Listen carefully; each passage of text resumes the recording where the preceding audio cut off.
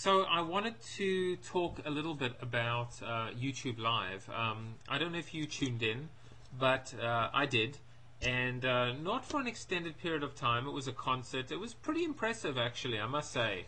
YouTube's first foray into appointment viewing. Now, look, whether you believe appointment viewing or not has a future, I'm not sure that I do. I mean, let's face it, time shifting and on-demand consumption is the order of the day.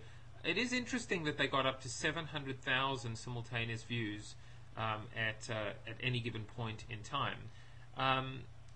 That's a really good start. Could have been higher, maybe a little bit. I mean, Justine was there, and they certainly got a lot of what I call web celebrities, not only to participate and to cover it, but also to participate, such as and almost be MC, like Tay Zonday or Lisa Nova, for example. I'm a little surprised, and maybe I'm just wrong, but I don't know that they necessarily went after marketing bloggers, and I think this is one of those times where they probably should have gone after marketing bloggers, specifically in terms of being able to be part of a conversation about how do we use this, where do we go from here, how do marketers participate. I will say that I was very impressed with the brand integration from the flip cameras to Virgin America using Wi-Fi and being able to stream live and beam almost into the event itself. I thought that was actually really well done.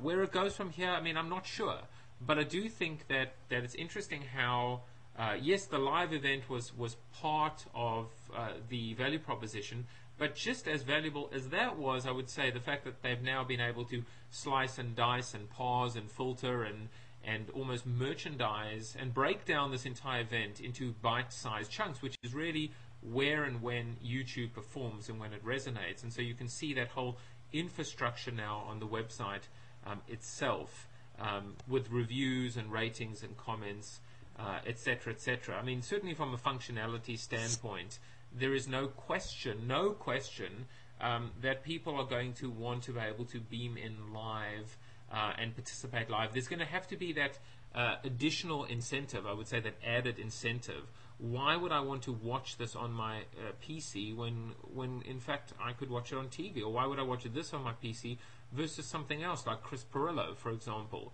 So I think it's going to be interesting to see. On one hand, you've got the Ustreams and the Justin TVs and the 12-second TVs and the Uvus, which I'm recording, using this to record a little video snippet.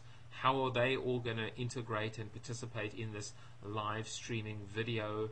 And I would say certainly very intriguing space. It's just going to get much more intense or intensive and cluttered, but certainly competitive. And I think there's going to be tremendous innovation as well. Also, the other million-dollar question is brand participation. And I think right now, if I had to give YouTube a grade for how they launched this with brands as partners, I would have to say it's a pretty damn good grade, B+, if not A-, or even an A. So that's kind of my thoughts on YouTube Live. If you didn't check it out, you should probably go and I believe it's youtube.com/live, and you can kind of get a sense. I've also blogged about it, so you can just see some top-line text-based comments and a few screenshots and a few links as well. And more importantly, send me your video response or your comments as well. I'd like to hear what you think about it as well. I mean, at the end of the day, does YouTube, or should YouTube even be playing in this space? Is it kind of Yahoo all over again, right? Who's that guy they brought in? Can't remember right now. I'm sure it's on the tip of your tongues. But they brought in this guy from ABC, headed up ABC. He tried to turn Yahoo into the next network, and he failed miserably because appointment viewing did not work.